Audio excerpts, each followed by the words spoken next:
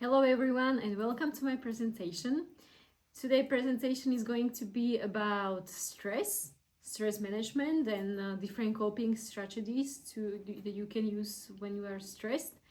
And I think it's a really important topic. I think it's one of the biggest topics I talk about with athletes, and I believe that every single one of us feels stressed sometimes, whether it's personal life or it's work life or it's sports, and it's very useful to be able to handle those stressful situations. Okay, so today we're going to talk about stress, and we are going to talk about how to cope with stress. For those who don't know me, my name is Zuzana Pšenáková. I am a sports psychologist. I've been working with professional athletes or teams or young athletes for about 8 years now, and I'm very happy to be here today. Okay, let's go into the presentation. Let's go further. The first question that I have for you, I'm gonna walk you through stress situations and how you deal with them. So the first question I have for you is, in what situations do you feel stressed? Try to get a piece of paper and a pen and write down all the situations that you feel when you feel stressed. So it can be work, it can be just personal life, it can be sport, whatever you like, it can be school life as well, exams and tests. Just write down all the situations you feel stressed. Okay, pause the video and give yourself 2 or 3 minutes to really write down everything. Okay, if you are ready, we are going to look into stress and what it does to us. So how it influences our mind, how it influences our body. First of all, what happens when we get stressed is that our body starts stress reaction. Okay, which means that our body prepares for either flight or fight. Now this goes really very, very past the history, when we were fighting for our lives every single day because we didn't have enough food, we were hunted by predators and etc. The brain that used to fight against, I don't know, some animals or used to hunt is still the brain that we have today. It didn't change much. Okay, which means that we have the same reaction to, for example, important game or exam or some work meeting that we had before when we were hunting an animal. Because what happens when we are stressed? Our heart starts to bump a little bit hard, a little bit faster. We start to sweat. Our breathing changes. We start to get really tense. Those are all the physical signals that we get stressed, and it's everything that we used when we were in the history in past, when we were really fighting for our life or for food. Okay, so that's what happens to our body. It's very important because we're gonna talk about how to calm your body. Our mind changes as well a little bit because it starts to be really alert for threats. So we see everything can be a danger. We think all the situations can end up catastrophic. We think everything is going to have the worst scenario ever. We start to get really catastrophic and maybe irrational thoughts, which causes even more stress because we think that it's going to happen, that the worst that can happen will happen. We are also not so able to solve problems because the rational part of our body, of our brain gets stressed, and it doesn't work very well. So we are not able to solve our problems very easily. Also, our memory is not working as good as it does when everything is okay. So it can be harder for you to remember when you are at the exam, for example. It can be harder for you to remember everything you learned. It can be hard for you to remember what your coaches wanted from you, and it also impairs the performance. And as the last kind of, I think, important thing that happens to us is that we tend to get very emotional. Our emotions are very intense when we are stressed. We tend to have some mood swings as well, and that it's just reaction of our brain and our body to the stressful situation. Okay, so this is what happens with our body and mind when we are under stress, but this happens only if we are under like a big stress, big pressure. Okay, because stress is not always negative. I didn't say that in the beginning, but stress, when you look at this curve, we can see that the optimum performance that we have is usually, when you see the yellow part of the graph, is usually there. So if we are not stressed at all, if we don't care about the game or the exam or whatever, sometimes we don't really perform very well because we are not focused. We don't put so much effort into the game or maybe into our studying because we are not stressed enough. But then if we are too stressed, if we get anxious, if we get into some kind of panic, that's when all those stuffs that I described, all those things start to happen. Okay, and the optimal performance is usually somewhere in the middle. So we are a little stressed but not too stressed, and that's when we can perform at our best. All right. I think it's also this is quite individual. So for some people it is okay to be more relaxed before a game. For some people it is okay to be a little bit more stressed, a little bit more anxious about the game. This is a little bit different for everyone, but usually the proper amount of stress is somewhere in the middle. Okay. Now the question that I have for you is, when you wrote down all the situations when you feel stress, the second question is, what happens with your body and mind when you feel stressed, when you are in those situations? Maybe go back to the slide where I described everything that happens when we are under stress, and try to maybe think about if something like that happens to you as well, or you have different kind of things that happen to you. It doesn't matter, but try to write down everything that happens to your body and everything that happens to your mind. What changes when you are under stress? Again, try to pause the video and give yourself about 2 or 3 minutes to reflect. Okay, once you've done your reflection on what happens to your body and to your mind when you are under pressure or stress, let's look into effects of a long-term stress, because it's different to be stressed for one day, for one game or one exam, and it's different to be stressed for half a year or a year or 2 years because we have too much work, for example. And I really want you to think about, or really want you to reflect on, what happens to our body and to our mind when we are under long-term stress. It doesn't have to be a big stress, but what's dangerous is that it repeats every single day or every second day.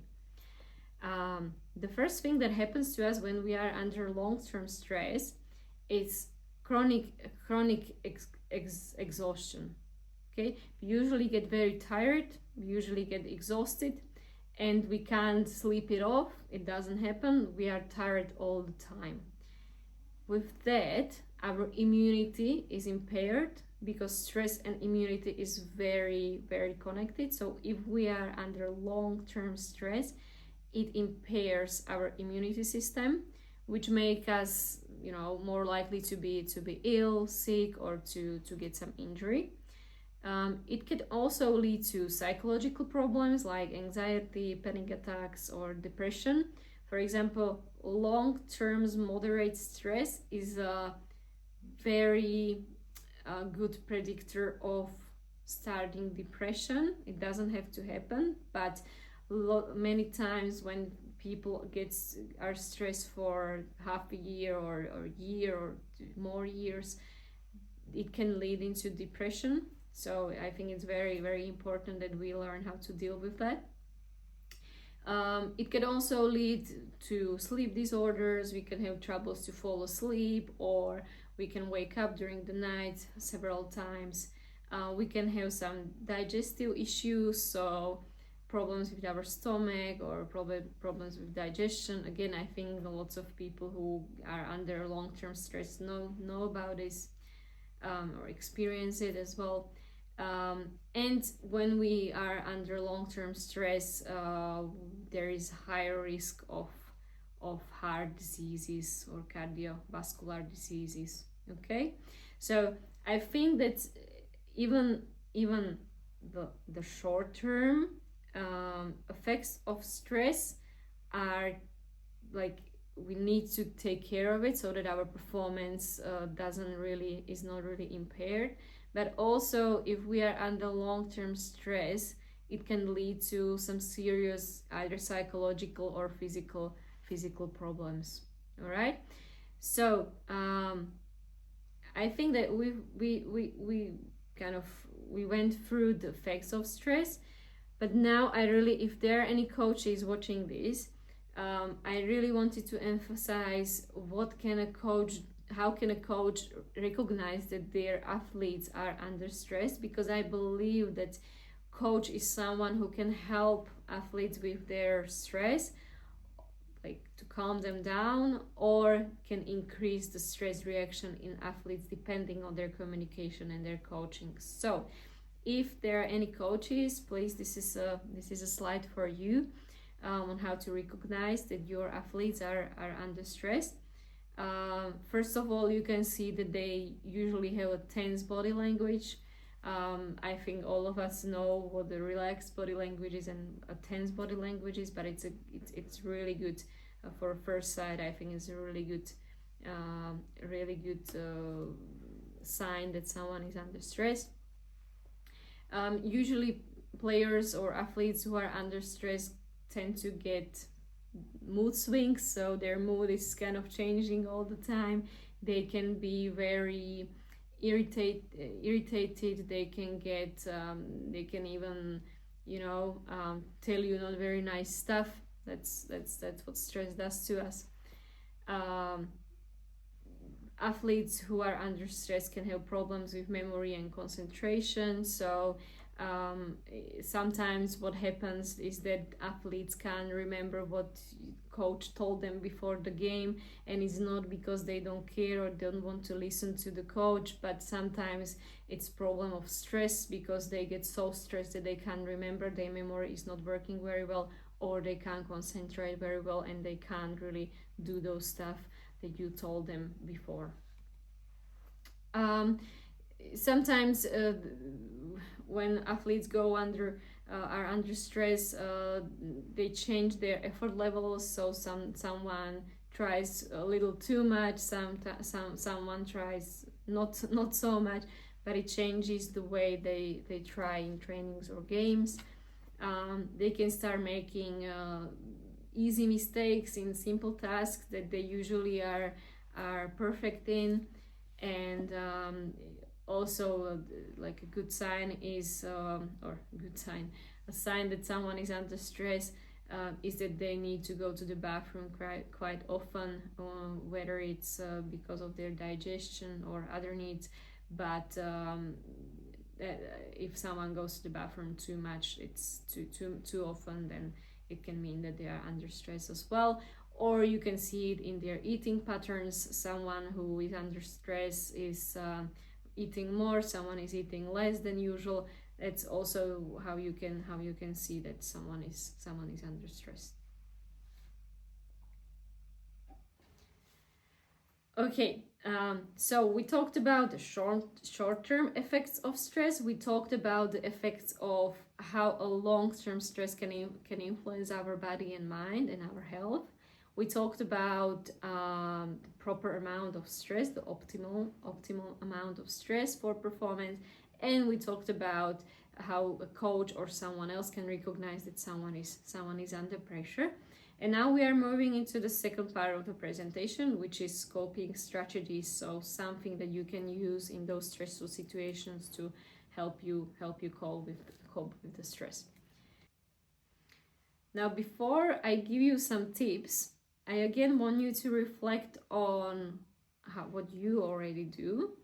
So try to think about, and again write down, you've got the situations that make you stress, you know what happens to your body and mind. Now I really want to see, or I want you to reflect on, what strategies do you already use to cope with stress.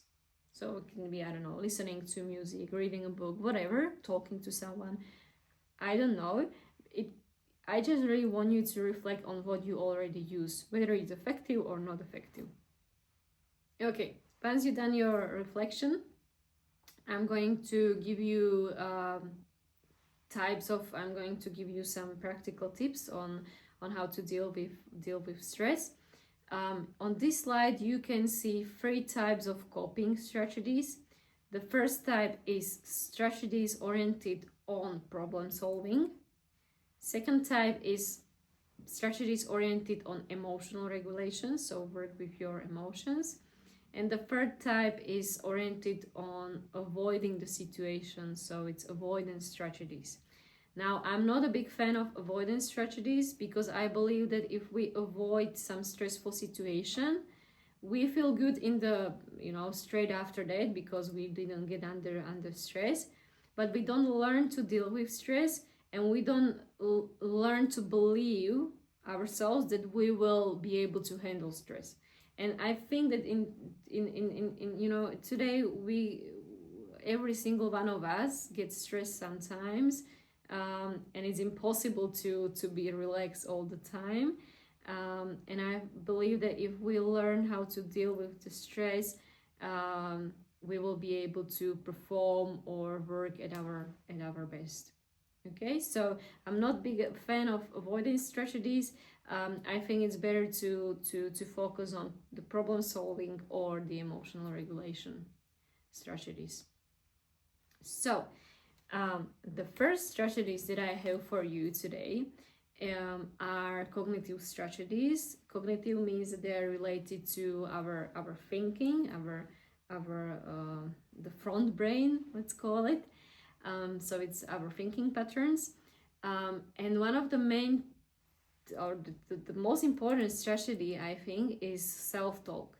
Now, self-talk is the talk we have with ourselves. So those are our thoughts, that's the voice that we hear in our mind when we are doing something, or when we are going into a game. How it affects us and performance. The way we talk to ourselves then changes the emotions that we feel, which means that if I'm very self-critical, if I think that I'm not going to be good today, if I think that I'm gonna play very, very bad, then how am I going to feel? Probably not motivated, probably stressed, maybe scared, even nervous. Okay, those are the emotions that I'm gonna feel. And then how do I play when I feel stressed, scared, not motivated? How do I play? Well, I'm probably not gonna play my best game. Maybe I'm gonna avoid the ball. Maybe I'm not gonna ask for the ball. Maybe I'm not gonna run as much. My performance is going to change. Okay, but if I think that if I'm before an important game, and I think to myself, okay, this is gonna be a challenge, but I will handle it, then how am I going to feel? Probably determined, less stressed, maybe even motivated, focused, and how it's gonna turn on my performance. I'm going to be active. I'm going to probably ask for the ball. Maybe I'll do some coaching to my teammates. I'm gonna be active in the game. I'm gonna play my game.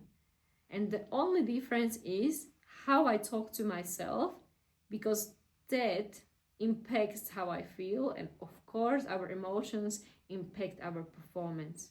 Okay, so every time you stand in front of some challenge, something important that you are stressed about, try to really see how you think. Try to see if you are self-critical or you are more maybe supportive to yourself. And if you are self-critical, if you think that you're gonna fail, that you're gonna be bad, try to think about what would you say to your best friend if they were in the same situation. Okay, so if you can even write it down right now, what you tell yourself, and what would you tell your best friend if they were in the same situation. Would you tell them that they're gonna fail? Would you tell them that they're gonna be very bad, that the coach is going to scream on them? Probably not. You would probably want to encourage them. You would probably want to support them, tell them that, you know, nothing's gonna change, even if they are playing even if they are gonna play a bad game, that everything is going to be okay. And that's something that you can tell yourself when you are stressed, okay? Because it's gonna influence your emotions, and that's gonna influence your performance. Second cognitive strategy that I have for you today is reframing. It's similar to self-talk, to the positive self-talk, but this is more oriented on facts, whereas, you know, if you want to use positive self-talk, it's more supportive. But you can also look into how you can reframe the situation. So how can you look at the situation differently? So if you are before an important game, and you are trying to think like, okay, well, this is going to be disaster. It's a strong opponent. I'm probably not gonna play as good. How can you reframe that? How can you look at it differently? Okay, well, maybe I can learn new skills today. Maybe I can learn how to play against strong opponent. Maybe I'll improve. It's gonna help me further in the career. Okay, and it's different. Okay, again, how I feel when I think that it's gonna be a horrible game because it's a strong opponent and I probably won't stand a chance, versus how I feel when I say, okay, well, this is my chance to improve one-on-one defending, for example, or one-on-one, dribbling. Doesn't matter. Okay, it means I reframe the situation and my stress level are lower. Also, another cognitive strategy is setting process goals, not outcome goals. What it means is lots of athletes tend to think before an important game like, okay, we need to win. If we don't win, it's gonna be a disaster. No, I really want athletes to set process goals. So what do you want to do in the game? What are your goals? What do you want to do in your defending, in your attacking? What you have under control? That's gonna help you get a good outcome. But don't focus on the outcome before the game or during the game. Focus on the process. Because if we focus on outcome, we usually get quite tense. Okay? If we focus on what you want to do and how you want to handle important situations, then the stress levels are again lower. Another strategy that I have for athletes is preparing for different scenarios. So I know it's not possible to prepare for everything that's gonna happen in sport, but I think it's good to prepare for different scenarios that you are scared of. So what you're gonna do in those situations, okay? If you feel prepared, the stress is going to be lower again. So try to write down all the scenarios you are scared of, and try to write down what you are going to do, or what you're going to tell yourself when this happens. Okay, so once you get into the situation, you are more prepared to react, and it's not gonna be overwhelming for you. Okay. Then we have relaxation techniques, which are focused more on emotional regulation and on kind of calming the body and mind. I think the most common technique is our breathing exercises. I like to teach my athletes to extend the exhalations, because if we are under stress, and when we extend our exhalation, it means that we start to activate our parasympathicus, which is a nervous system responsible for calming us down. So if you are under stress, try to just extend your exhalations, okay? Another relaxation technique that you can use is Jacobson's progressive muscle relaxation. It's pretty much about going through your body and tensing different types of muscles and then releasing them. So, for example, I'm gonna tense my biceps on the left arm for a few seconds, and then I'm gonna release, and the tension in our muscles is going to get lower. There are many guidance videos on YouTube that you can use for this Jacobson's relaxation. Okay. And a third relaxation technique that I like to use with my athletes is visualization of a safe place. So try to think about a place where you feel safe, where you feel comfortable, where you feel calm. And when you are under stress, try to close your eyes and visualize yourself being in the safe place. So whether it's your grandma's couch, or it's a beach, or it's a forest, or some kind of mountains, doesn't matter to me. You just have to feel safe there. And when you are under stress, you can close your eyes and try to kind of move yourself there in your imagination.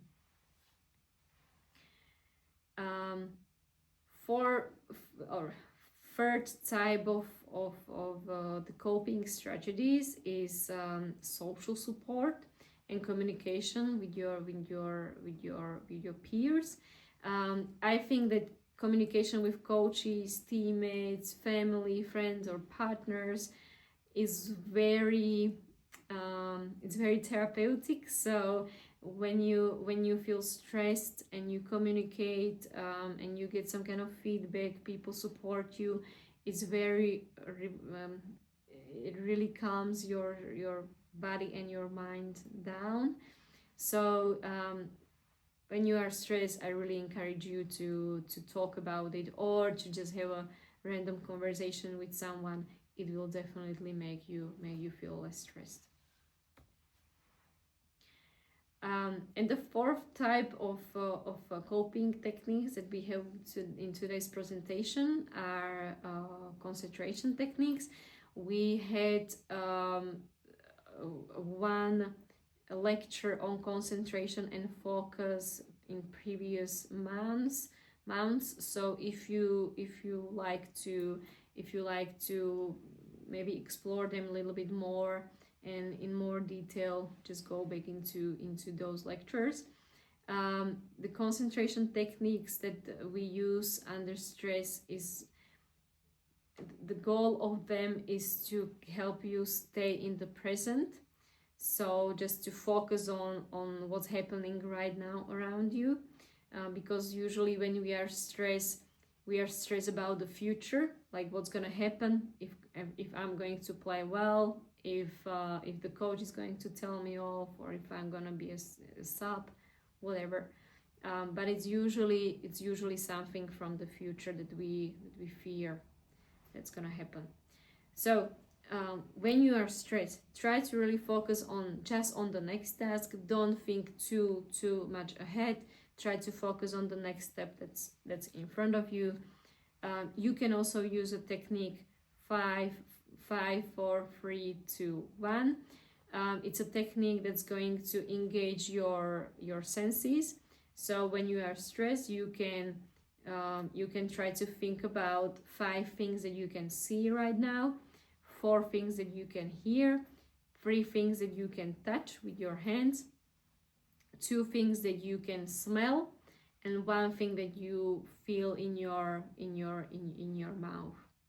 Okay, so if you use that, it's going to really get you back into the present. It's going to use your senses to help you stay focused on what's happening around you and not think about all the bad things that can happen.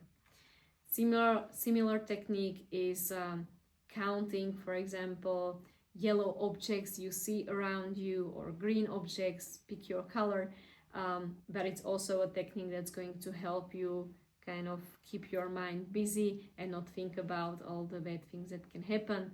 Also, you can use a technique counting the multiples of 4, for example, or 5 or 6, doesn't matter. It's going to keep your mind busy and it's not going to make you feel stress. Other techniques are, for example, reading a book or listening to music. I think those are quite common, so and they are really good, so you can use those as well. Okay, so last question that I have for you is that we had the situations where you feel on your reflection, we had situations when you feel stressed, we had what happens to your body and mind, we had the strategies that you use now. And I really want you to, again, pause the presentation for a little bit and try to think about if you can replace what you are doing and maybe it doesn't help under stress with something from this lecture, okay? And then I really want you to encourage practicing it, because I believe that you can learn, or everyone can learn how to cope with stress. It just requires training and energy. So, but I think the result is definitely worth it. Okay, so that was everything that I had for you today, and I would like to thank you for your attention and good luck for your future games.